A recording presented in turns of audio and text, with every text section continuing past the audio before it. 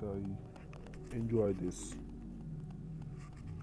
عرب میں اسلام سے پہلے جہاں ہر طرف برائیاں ہی برائیاں تھیں، وہاں کچھ ایسے لوگ بھی تھے جن میں سے ایک حاتم تھا۔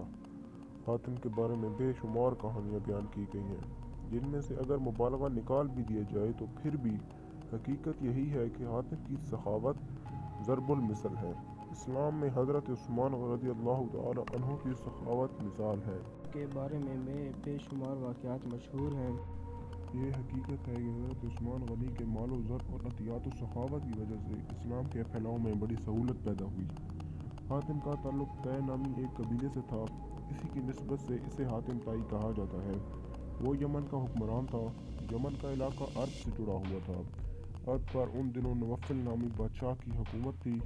جاری ہے وہ حاتم کی سخاوت اور علاقے میں مقبولیت سے پریشان تھا۔ اس کی سخاوت سے محض یمن کے لوگ ہی فائدہ نہیں اٹھاتے تھے، بلکہ اس تک پہنچ جانے والا ہر شخص اس کی سخاوت سے فائدہ اٹھا سکتا تھا۔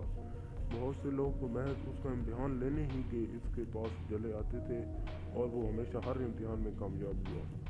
ایک مرتبہ کسی کو معلوم ہوا کہ حاتم طائی کے ذاتی استعمال کا گھوڑا بہت قیمتی ہے، کیوں نہ حاصل کیا جائے۔ چنانچہ ایک شخص اس کا امتحان لینے پہنچ گیا۔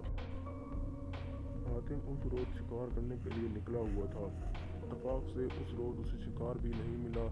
جب وہ واقع پہنچا اور اسے معلوم ہوا کہ کوئی مہمان اس کا انتظار کر رہا ہے تو اس نے اپنے ملازمین سے کھانا تیار کرنے کا حکم دیا۔ ایک ملازم نے کہا، سرکار، آج کھانے میں گوشت کا سالن نہیں بن سکے گا کیونکہ تازہ گوشت نہیں ہے۔ حاتم کی غیرت اس بات کو گوارا نہ کر سکی کہ خان پر مہمان کے لیے گوشت کا سالن بھی نہ ہو۔ اس نے کہا، آج ہمارا محبوب گھوڑا ہی ذبح کر کے پکا لیا جائے۔ یہ فیصلہ کرتے ہوئے اسے شدید دکھ بھی ہو رہا تھا، مگر اس کے سوا کوئی چارہ بھی تو نہ تھا۔ کھانا تیار ہوا۔ حاتم نے اپنے مہمان کی تواضع میں کوئی کسر نہ چھوڑی تھی۔ مہمان بھی بہت خوش تھا۔ صبح مہمان کے جانے کا وقت ہوا تو مہمان نے وقت ہونے سے پہلے قبل اس کی مہمان نوازی کا شکریہ ادا کرتے ہوئے کہا کہ اس نے حاتم کی سخاوت کی بڑی شہرت سنی ہے، اگر وہ اپنا پسندیدہ گھوڑا بھی اسے عنایت کر دے تو بڑی بات ہوگی۔ حاتم اس کی یہ بات سن کر کچھ افسردہ ہوا، مگر پھر کہنے لگا، میرے معزز مہمان، یہ فرمائش اگر آپ گزشتہ رات سے پہلے ہی کر دیتے تو اس کی تعمیل ضرور کرتا، مگر اب یہ ممکن نہیں ہے کیونکہ میرا پسندیدہ گھوڑا اب آپ کے پیٹ میں پہنچ چکا ہے۔ اس کے ساتھ ہی اس نے ساری مجبوری بتائی اور اسے اشرفیوں سے بھری تسلی تھیلی نذرانے کے طور پر دے دی۔ اس دولت سے وہ اس گھوڑے سے بھی قیمتی گھوڑا خرید سکے گا۔ مہمان حاتم کی سخاوت کا گرویدہ ہونے کے ساتھ ساتھ پشیمان بھی تھا۔ اس کی وجہ سے ایک قیمتی گھوڑا ذبح ہو گیا۔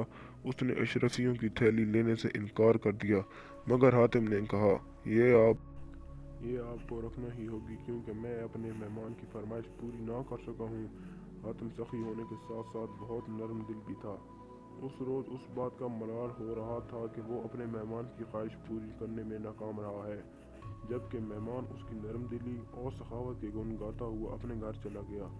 ادھر عرب کا نوفل بادشاہ سوچ رہا تھا کہ اگر حاتم کی سخاوت اور مقبولیت اسی طرح بڑھتی رہی تو پھر لوگ اس کی ہی طرف جائیں گے، کوئی اس کی طرف نہ آئے گا۔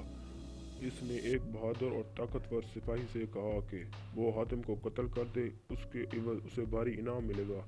حاتم کیونکہ نیک دل اور سخی انسان تھا، اس لیے وہ اپنے ساتھ محافظ نہیں رکھتا تھا، کیونکہ وہ جانتا تھا کہ موت جب آنی ہے تب ہی آئے گی، اور جب آئے گی تو کوئی محافظ اسے بچا نہیں سکے گا۔ بادشاہ نوفل کا بھیجا ہوا سپاہی ایک مہمان کے روپ میں حاتم کے محل پہنچ گیا۔ ایک رات جب سب لوگ سو رہے تھے، وہ سپاہی خاموشی سے حاتم کی خوابگاہ تک پہنچ گیا۔ اس نے دیکھا کہ حاتم گہری نیند سو رہا ہے، تو اس نے اپنی کمر سے بندھے خنجر کو نکالا اور پوری طاقت سے اس پر وار کر دیا۔ عین اسی وقت حاتم نے کروٹ لے لی اور سپاہی کا نشانہ چونک گیا اور وہ حاتم کے اوپر گر گیا۔ حاتم اسی دوران نیند سے بیدار ہو چکا تھا۔ اس نے اپنے مہمان سپاہی کو قابو کر لیا اور اس سے پوچھا کہ تم نے ایسا کیوں کیا ہے؟ کیا اس کی مہمان نوازی میں کوئی کمی رہ گئی تھی؟ سپاہی نے حاتم کو صاف صاف بتا دیے کہ وہ یہاں کس لیے آیا تھا۔ حاتم نے اسے کہا، مجھے قتل کر کے اگر تمہیں دولت ملتی ہے تو فوراً قتل کر دو، اس سے پہلے کہ میرے ملازم آ جائے تم مجھے مار نہ سکو۔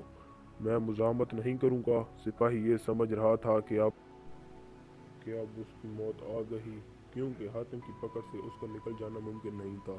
हातिम का ये रवैया देखकर सिपाही कहने लगा, हुजूर मुझे माफ़ कर दें, मुझसे बहुत बड़ी गलती हुई है, मैं तौबा करता हूँ और आइंदा से हमेशा आपको वफादार रहूँगा।